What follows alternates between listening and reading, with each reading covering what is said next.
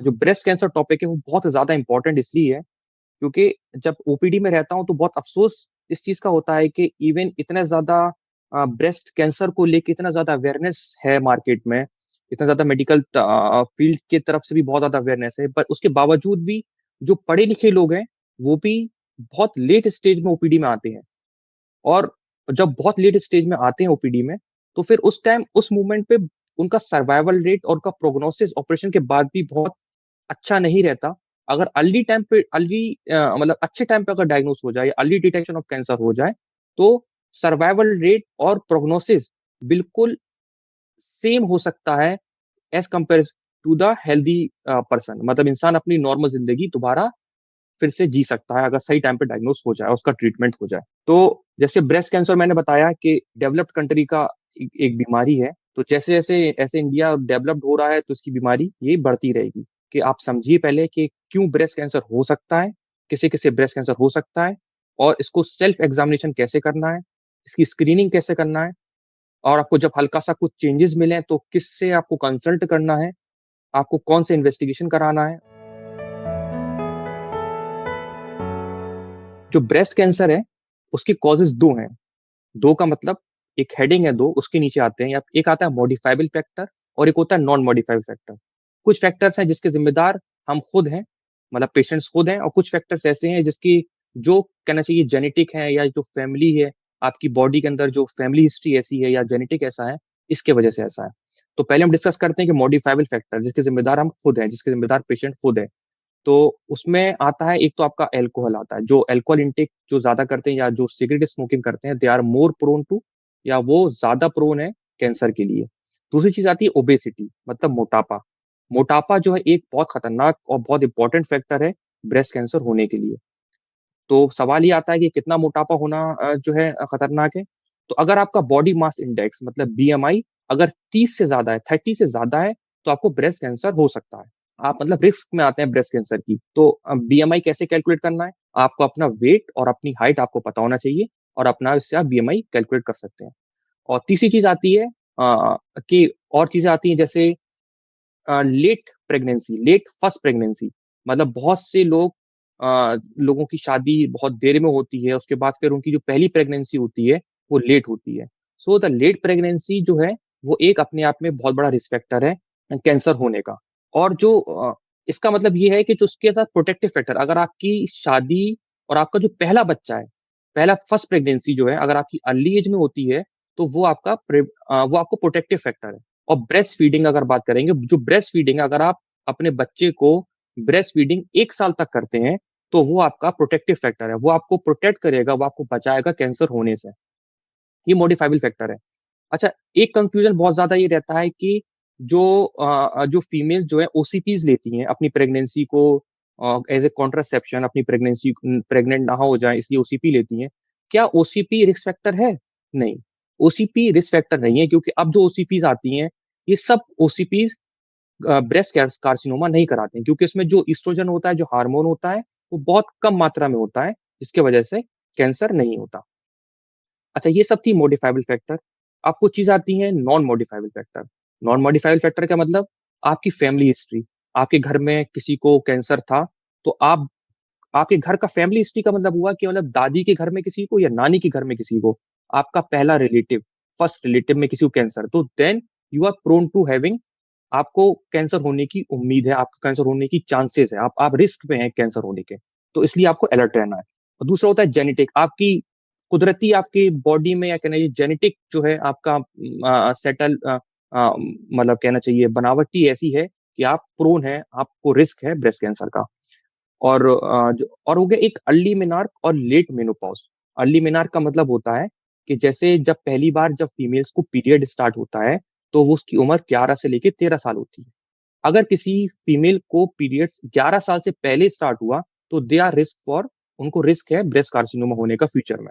ये late menopause, late menopause का मतलब ये हुआ, वैसे लोगों की जो पीरियड्स होते हैं, फीमेल का जो पीरियड्स होते हैं वो आना बंद हो जाते हैं 48 से लेके 50 ईयर की एज में। बट अगर उनको पीरियड्स 55 की एज में भी पीरियड्स अगर हो रहे हैं, तो वो रिस्क पे हैं, वो हाई रिस्क में आते हैं कि उनको ब्रेस्ट कैंसर हो सकता है। तो ये सब चीजें आपको पता होना चाहिए, किस किस चीजों से ब्रेस्ट कैंसर हो सकता है। तो जो मॉडिफाइबल फैक्टर है, उनको तो हम लोग अपने तरीके से, अपने रहन-सहन से, अपने खान-पीन से उनको मॉडिफाई कर सकते हैं, उनको अपना एडजस्ट कर सकते हैं। बट जो नॉन मॉडिफाइबल फैक्टर हैं, वो हिडन फैक्टर हैं। उनको उनसे बचने के लिए अगर हम अर्ली डायग्नोसिस अगर हो जाए, अगर हम लोग अर्ली स्क्रीनिंग स्टार्ट कर दें, तो हम पेशेंट को जो खतरा हो सकता है जान का, या उनकी प्रोग्नोसिस बुरी हो सकती है, उसको हम बचा सकते हैं।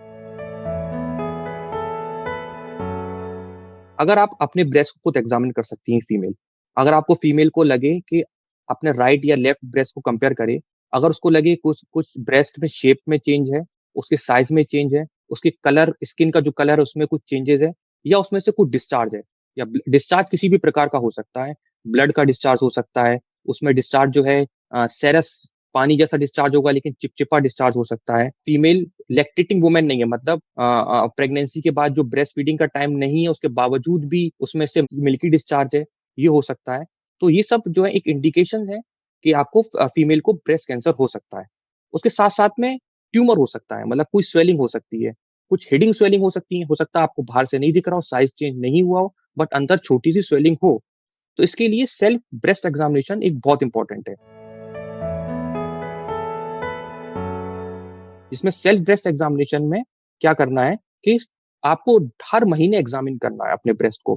किस एज से स्टार्ट करना है? आपको 20 ईयर ऑफ एज, जब 20 साल की उम्र क्रॉस हो जाए, उसके बाद से सेल्फ ब्रेस्ट एग्जामिनेशन स्टार्ट करना है। जब सेल्फ ब्रेस्ट एग्जामिनेशन स्टार्ट करेंगे, आप सेंटर से स्टार्ट करेंगे ब्रेस्ट के, और जैसे घड़ी घूमती है उस तरीके से एग्जामिन करना शुरू करना है, और सेंटर से स्टार्ट करेंगे, पेरीफ्री तक जाएंगे, मतलब 20 से स्टार्ट करेंगे और बिल्कुल कोने तक जाएंगे एग्जामिन करते हुए। ये फीमेल को एवरी मंथ करना है। अब मंथ में तो इस पर सोचे कि कौन से बेस्ट टाइम क्या है इसको एग्जामिन करने के लिए सेल्फ ब्रेस्ट एग्जामिनेशन का। बेस्ट टाइमिंग है सेल्फ ब्रेस्ट एग्जामिनेशन का एग्जामिन करने के लिए जब पीरियड्स फीमेल के बंद हो जाए। बंद होने का मतलब है जब जो साइकिल होती है, जो हर मंथली जो साइकिल होती है पीरियड्स की, जब ब्लीडिंग बंद हो जाए, जो 5 दिन का, 4 से 5 दिन का जो पीरियड होता है वो बंद हो जाए, उसके बाद जो पहला हफ्ता जो है वो बेस्ट टाइमिंग है सेल्फ ब्रेस्ट एग्जामिनेशन के लिए। स्क्रीनिंग का मतलब होता है रेडियोलॉजिकल इन्वेस्टिगेशन, जैसे सोनोग्राफी, अल्ट्रासाउंड, या फिर हम लोग मेमोग्राफी की बात करें। तो ये कब स्टार्ट करना चाहिए आइडियली? अगर आपकी फैमिली हिस्ट्री है या नहीं है, इससे कोई भी फर्क नहीं पड़ता है। आपका जो है स्क्रीनिंग है वो स्टार्ट होना चाहिए 40 साल की उम्र से। तो एक चीज समझना जरूरी है, अगर किसी ने अपना ब्रेस्ट में साइज का चेंज देखा, या साइज शेप में चेंज देखा, या कोई डिस्चार्ज देखा, तो उसको इन्वेस्टिगेशन कराना है। तो उसमें एज नहीं देखी जाएगी। अगर आपका देखा जाए कि कोई भी प्रॉब्लम नहीं है ब्रेस्ट में, ब्रेस्ट आर कंप्लीटली नॉर्मल, तब भी स्क्रीनिंग स्टार्ट करनी है। उसके बावजूद भी स्क्रीनिंग स्टार्ट करनी है। उसकी स्क्रीनिंग स्टार्ट होगी 40 साल की उम्र से। और 40 साल, अगर 40 साल से ज्यादा एज है, तो आपको इन्वेस्टिगेशन ऑफ चॉइस, जो इन्वेस्टिगेशन कराना है, मेमोग्राफी कराना है। मेमोग्राफी जो है वो एक तरीके का एक्सरे है ब्रेस्ट का, जो कि बेस्ट है 40 साल की उम्र से ज्यादा। हाँ, अगर आपने कोई ट्यूमर देखा, कोई लगा कि आपको स्वेलिंग है ब्रेस्ट में, या फिर कोई डिस्चार्ज है, उस टाइम आपको जो इन्वेस्टिगेशन कराना है, और आपकी उम्र 40 साल से कम है, उस टाइम आपको जो इन्वेस्टिगेशन कराना है, वो इन्वेस्टिगेशन ऑफ चॉइस अल्ट्रासाउंड है, तब मेमोग्राफी नहीं है। क्योंकि 40 साल से उम्र जब कम होती है, तो ब्रेस्ट का जो आर्किटेक्ट होता है, अंदर का जो स्ट्रक्चर होते हैं, वो मेमोग्राफी में अच्छे से पकड़ में नहीं आते, और 40 साल के बाद अल्ट्रासाउंड अच्छे से नहीं पकड़ पाता। तो इसलिए 40 साल से अगर उम्र आपकी कम है, तो बेस्ट इन्वेस्टिगेशन है अल्ट्रासाउंड, मतलब सोनोग्राफी। अगर 40 साल की से उम्र ज्यादा है, तो बेस्ट इन्वेस्टिगेशन है मेमोग्राफी।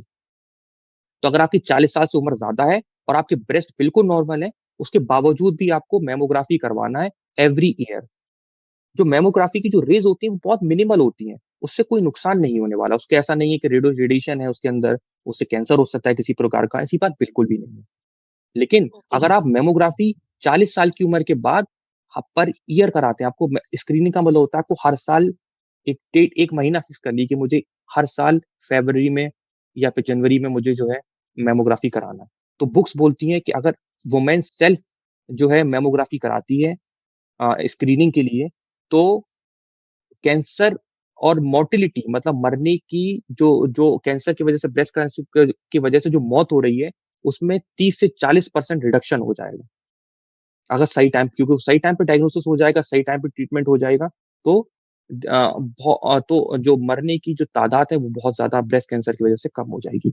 अगर किसी को फैमिली हिस्ट्री है, अगर किसी की दादी के घर में या नानी के घर में किसी को कैंसर, ब्रेस्ट कैंसर ऑलरेडी हो चुका है, तो उनकी स्क्रीनिंग स्टार्ट होगी 35 की उम्र में। 35 साल की उम्र में उनकी स्क्रीनिंग स्टार्ट हो जाएगी। और वो उनकी जिनकी फैमिली हिस्ट्री है, तो उनको तो बहुत ज्यादा अलर्ट रहना चाहिए कि उनको अपनी स्क्रीनिंग अपने आप ही स्टार्ट करनी है 35 की उम्र से। तो 35 से लेके 40 की उम्र में जब स्क्रीनिंग होगी, तो वो अल्ट्रासाउंड कराएंगे, और जैसी 40 साल की उम्र स्टार्ट हो जाएगी, तो उसके बाद से उसको हर साल उनको जो है मेमोग्राफी करवाना पड़ेगा। जो अर्ली एज की वुमेन्स आती हैं, जैसे 25 साल से लेके 30 साल तक, तो उनका कैंसर होना, उनको अगर मान ली स्वेलिंग मिली भी अगर, तो उनको कैंसर होने की चांसेस बहुत ज्यादा रेयर है। तो जो 20 से 25, उनको मोस्ट कॉमन होता है फाइब्रोएडेनोमा या फाइब्रोसिस्टिक डिसीज अगर होती है, तो उसका treatment as per of the size, as per of the cosmetic reason की वजह से हम लोग सर्जरी करते हैं। डिपेंड करता है कि एज पे डिपेंड करता है कि उसका डायग्नोसिस क्या है। जब पेशेंट पहली बार आता है, तो हम डिपेंड अपॉन द एज जो है, उसकी एज के हिसाब से डिसाइड करते हैं कि उसको अल्ट्रासाउंड की जरूरत है या उसको मेमोग्राफी की जरूरत है। फिर अल्ट्रासाउंड मेमोग्राफी की जो फाइंडिंग्स आती हैं, उसके उसके हिसाब से हम डायग्नोसिस करते हैं कि पेशेंट को उसकी जरूरत है कि नहीं है बायोप्सी की, मतलब फाइन नीडल एस्पिरेशन की। मतलब एक सुई परीक्षा होती है, सुई डालते हैं हम लोग ब्रेस्ट में, और जो ट्यूमर होता है उसमें डिटेक्ट करने के लिए कि अगर कैंसर है कि नहीं है, सेल्स देखने के लिए कि कैंसर हो सकता है कोई चीज मिस हो जाए अल्ट्रासाउंड पे या फिर या मेमोग्राफी पे। तो कंफर्म करने के लिए हम लोग जो है वो कराते हैं, बायोप्सी कराते हैं या फिर फाइनल एस्पिरेशन कराते हैं। क्योंकि ऐसा नहीं है कि ब्रेस्ट में ट्यूमर है तो वो एक तरीके का ट्यूमर हो, कैंसरस भी हो सकता है, नॉन कैंसरस भी हो सकता है। लेकिन हाँ, अगर हम प्रोबेबिलिटी की बात करें, तो अगर 25 से 30 साल की उम्र में जो मिलता है वो मोस्ट कॉमन फाइब्रोएडेनोमा होता है, जो कि कैंसरस नहीं होता। अगर वो ट्यूमर है तो उसको आप कभी भी निकलवा लें। कॉस्मेटिक रीजन की वजह से लोग निकलवाते हैं, या किसी को पेन होता है इसलिए निकलवाते हैं, या किसी का साइज एकदम से रैपिडली इंक्रीज होता है, तो हम लोग बोलते हैं, तो वो मेडिकल कंडीशन बन जाती है कि इसको निकालना है। तो वो डिपेंड अपॉन द आपकी रिपोर्ट्स कैसी आती हैं, उसके हिसाब से डिसाइड करते हैं कि इसका फर्दर ट्रीटमेंट क्या होगा। जो ओल्ड एज का मतलब थोड़ा एजेड वुमेन मान लीजिए, 40 साल की उम्र मान लीजिए, या 35 साल की उम्र के बाद का मान लीजिए, अगर उनको कोई ट्यूमर मिल रहा है, कोई स्वेलिंग मिल रही है, या फिर कोई स्किन में चेंजेस मिल रहे हैं, या शेप में चेंजेस हैं, या साइज में चेंज है, तो ये एक अलर्ट, एक कहना चाहिए रेड अलर्ट है। तो उसको फौरन जो है, तो सबसे पहले इसी सवाल आता है कि जब ऐसा कंडीशन आए तो हमें किस डॉक्टर के पास विजिट करना है। आपको जनरल सर्जन के पास विजिट करना है। आपका शहर का जो जनरल सर्जन हो, वो एग्जामिन करेगा, वो डिसाइड करेगा कि आगे कौन सा इन्वेस्टिगेशन कराना पड़ेगा, उसका ट्रीटमेंट प्रोटोकॉल क्या होगा। अच्छा, अब तो बहुत से जो है डॉक्टर सर्जन जो होते हैं वो फेलोशिप भी करते हैं ब्रेस्ट सर्जरीज में। तो उनकी सिर्फ एक्सपर्टीज होती है ब्रेस्ट सर्जरी करने के लिए। तो ये चीज जानना जरूरी है कि अगर आपकी उम्र 25 से 30 साल की उम्र है, या 20 से 30 साल की उम्र है, तो कैंसर होने की चांसेस बहुत कम है। और अगर आप 30 साल से ज्यादा की उम्र है, तो कैंसर होने की चांसेस ज्यादा बढ़ जाती हैं। मतलब जैसे जैसे ज्यादा, अगर 40 साल की उम्र में लंप मिल रहा है, 40 साल की उम्र में स्वेलिंग मिल रही है, या फिर कहना चाहिए 50 साल की उम्र में स्वेलिंग मिल रही है, तो इसका मतलब तो बहुत ज्यादा खतरनाक हो सकता है, कि बहुत ज्यादा चांसेस है कि वो कैंसर हो सकता है। तो आपको उसमें बिल्कुल भी देरी नहीं करनी है, सबसे पहले अपने सर्जन को पास जाके विजिट करना है। वो आपकी इन्वेस्टिगेशन कराएगा, वो आपको जो है सर्जन के पास विजिट करना है, आपको इन्वेस्टिगेशन कराएगा।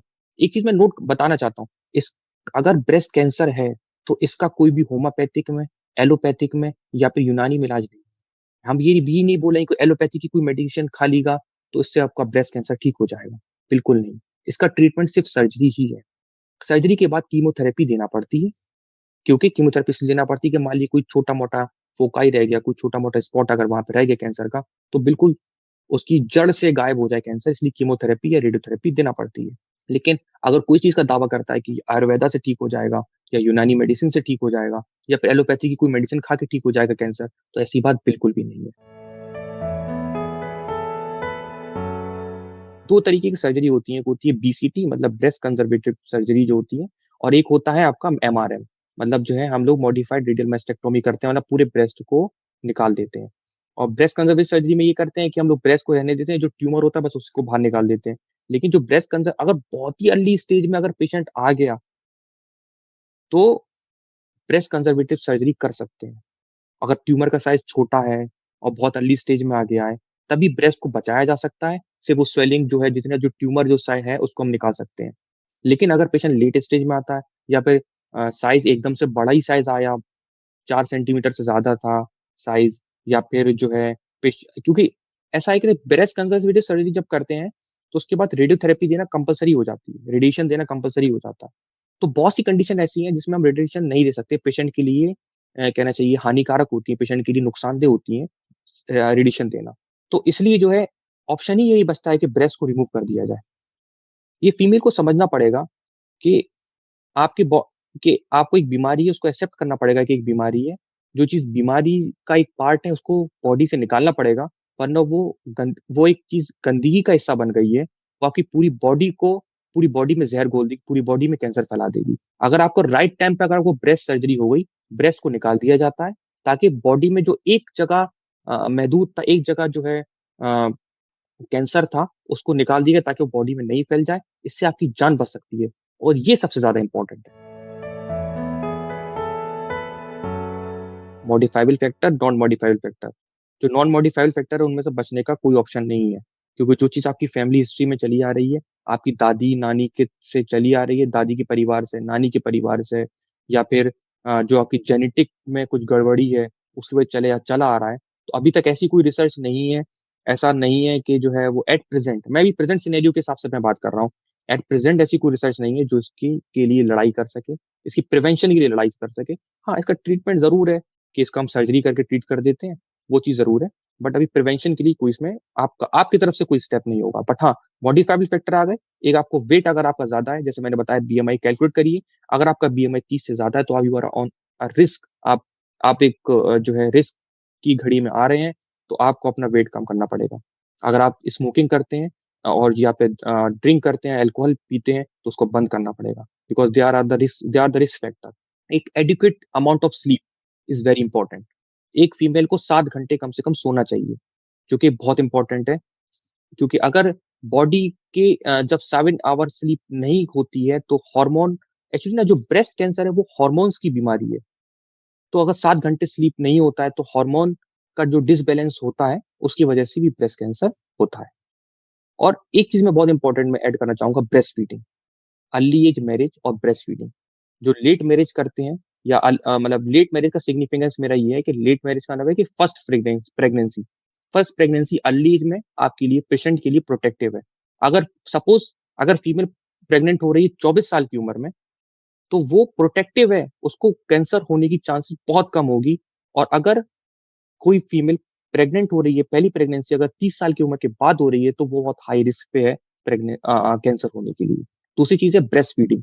ब्रेस्ट फीडिंग का क्या है कि फीमेल को, जैसे बहुत सी फीमेल करती हैं कि ब्रेस्ट फीडिंग सिर्फ 2 महीने के लिए करा है, उसके बाद जो है ब्रेस्ट फीडिंग बंद कर दिया और जो पाउडर वाला मिल्क आता है मार्केट में वो स्टार्ट कर दिया।